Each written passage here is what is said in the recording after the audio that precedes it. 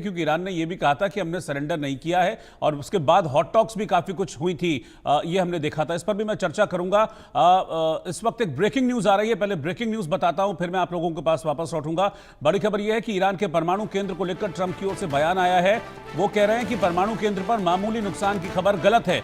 अमेरिकी हमले में ईरान की परमाणु क्षमता खत्म कर दी है हमने। अमेरिकी बमबारी के बाद ईरान का जो पूरा न्यूक्लियर प्रोग्राम था वो तबाह हो गया है। यह हमला बहुत विनाशकारी था, वहां सब कुछ खत्म हो गया है, हमने कुछ भी नहीं छोड़ा है। तो अब वर्सेस वाली सिचुएशन आ गई है। ये रिपोर्ट कहती है कि सिर्फ एक जगह ईरान में सिर्फ एक जगह ये अटैक करने में या एक जगह को तबाह करने में डोनाल्ड ट्रंप कामयाब रहे थे, लेकिन डोनाल्ड ट्रंप कह रहे हैं कि भाई नहीं, हमने सब कुछ तबाह कर दिया था।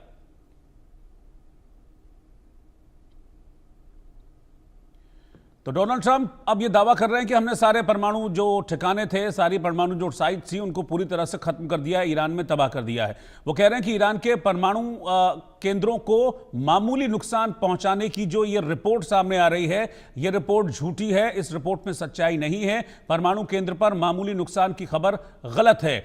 अमेरिकी हमले में ईरान की जो परमाणु क्षमता थी वो हमने पूरी तरह से खत्म कर दी है।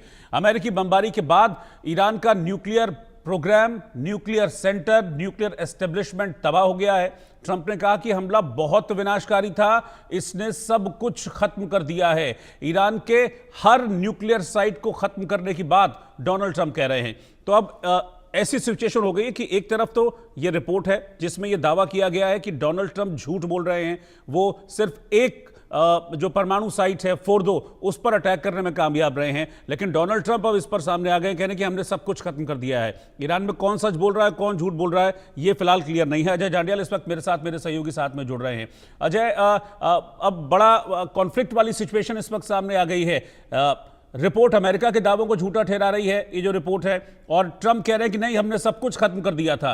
लेकिन जिस तरह से ईरान के तेवर थे बरकरार, और ईरान भी ये कह रहा था कि हमारे पास अभी बहुत कुछ है, हमने बचा लिया था सब कुछ, ऐसे में ट्रंप का दावा हल्का नजर आ रहा है। अगर सब खत्म हो गया होता तो शायद ईरान के ये तेवर अभी नहीं होते।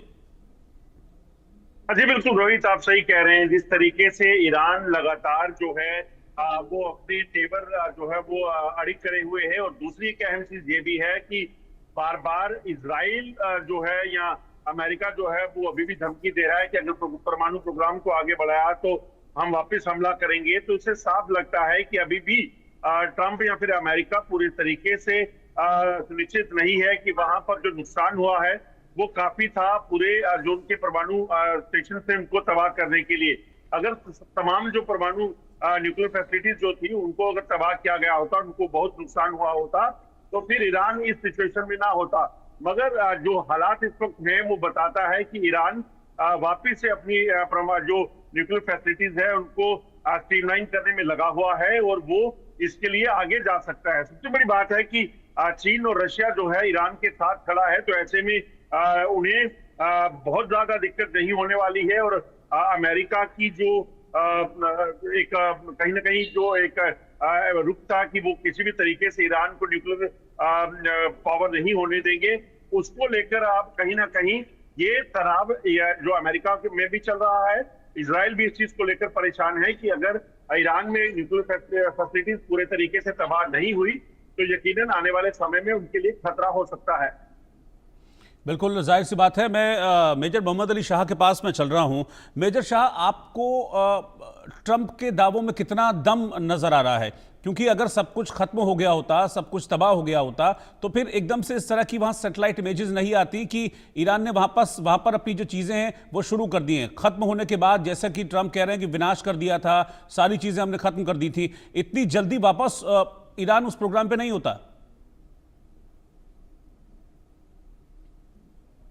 ठीक है, अभी मेजर शाह इस वक्त शायद डिस्कनेक्ट हो गए हैं। मैं यही सवाल लेकर यूके देवनाथ सर आपके पास आ रहा हूं।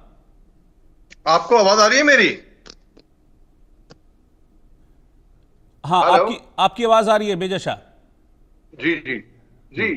तो देखिए, डोनाल्ड ट्रंप साहब, जैसे कि यूके देवनाथ साहब ने बताया कि वो दरअसल एक बिजनेसमैन है। वो यकीन करते हैं प्रोजेक्शन में कि आप इतना दिखाओ, फूक मारो, दिखा दो कि बहुत बड़ा तूफान आया है।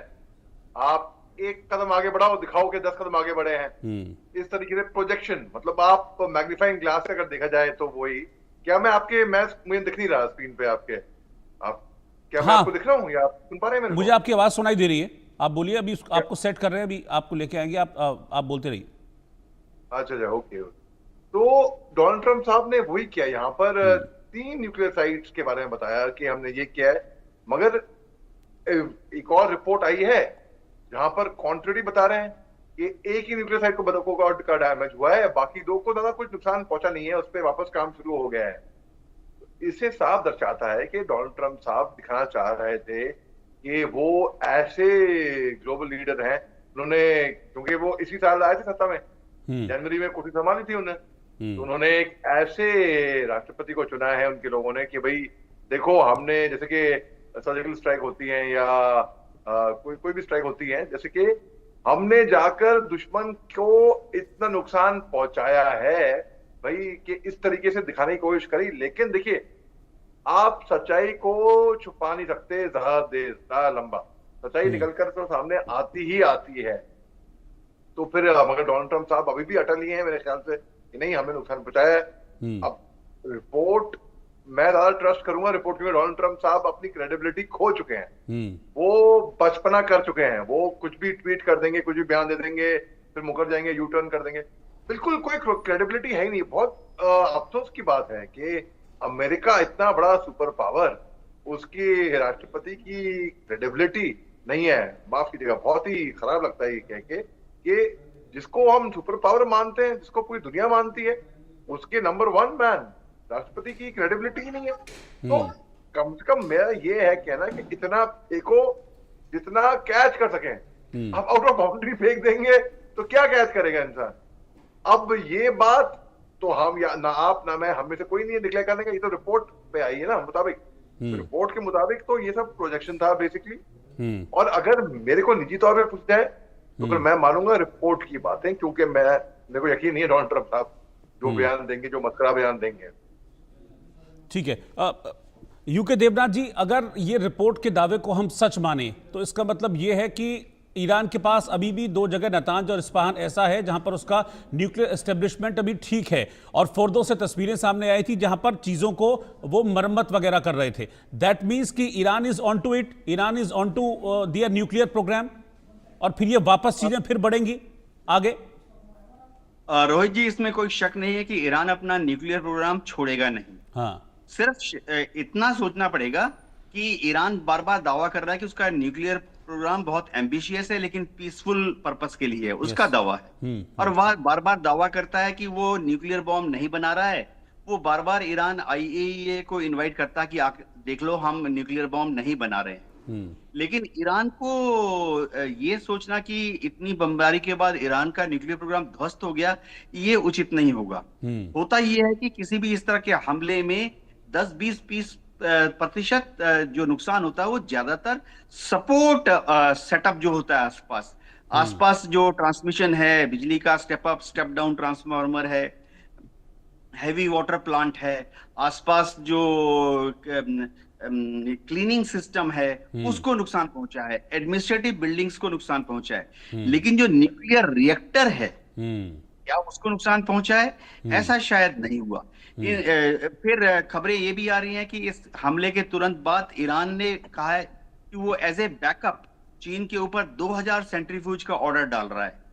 तो एज ए बैकअप, यानी ईरान ये दावा कर रहा है उसके पहले वाले सेंट्रीफ्यूज जो हैं वो उसी तरह से काम कर रहे हैं जैसे पहले काम कर रहे थे, लेकिन वो चीन से 2000 सेंट्रीफ्यूज और मंगा रहा है ताकि वो अपने न्यूक्लियर प्रोग्राम को और गति दे सके।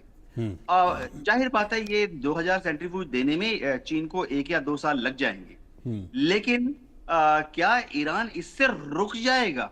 ऐसा कभी नहीं होगा, क्योंकि ईरान में जो सरकार है उसको मालूम है कि अगर उन्होंने अपने न्यूक्लियर प्रोग्राम को बंद कर दिया तो पीसफुल के साथ उनकी जो सत्ता पे पकड़ है वो भी चली जाएगी।